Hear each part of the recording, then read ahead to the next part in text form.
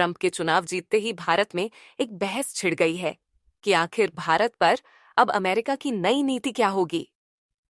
Video शुरू करने से पहले आपसे रिक्वेस्ट है, प्लीज इस चैनल को सब्सक्राइब करें ताकि हमारी टीम मोटिवेशन के साथ ऐसे वीडियो बनाती रहे। आइए शुरू करते हैं इस वीडियो को। एक बार फिर ट्रंप सरकार में क्या क्या बदलने वाला है। डोनाल्ड ट्रंप पिछली बार राष्ट्रपति बने थे तो भारत के ऊपर उन्होंने कई सारे टैरिफ बैरियर लगा दिए थे। टैरिफ बैरियर एक प्रकार का टैक्स होता है जो भारत से सामान अमेरिका में जाता है उस पर भारत को अधिक टैक्स देना पड़ता है।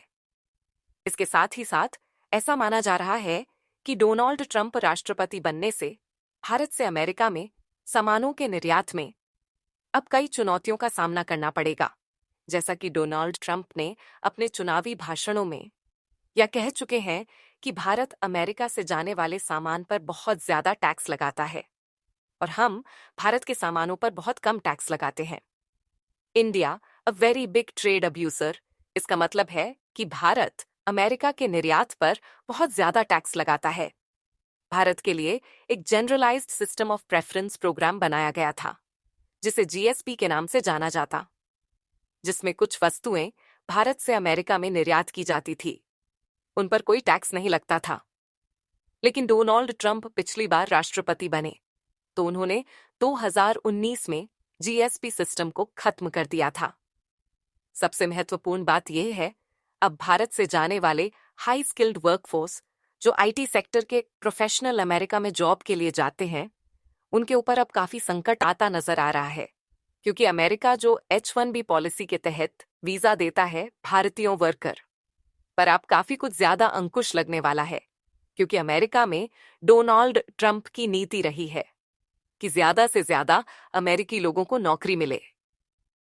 तीसरा सेक्टर है, भारत की फार्मास्यूटिकल इंडस्ट्री पर भी भारी दबाव पड़ेगा।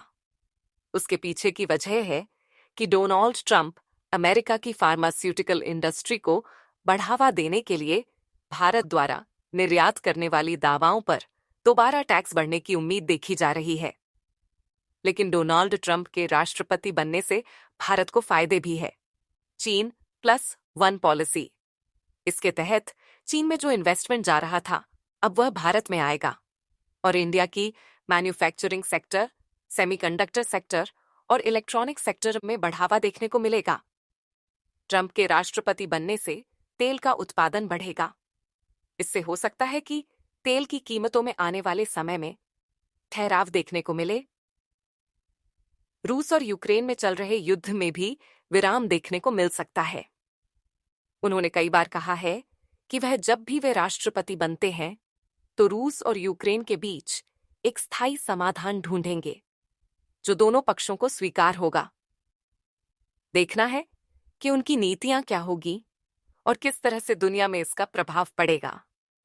यदि आपको वीडियो पसंद आया है तो इसे लाइक करें और सब्सक्राइब करें। Thanks for watching this video.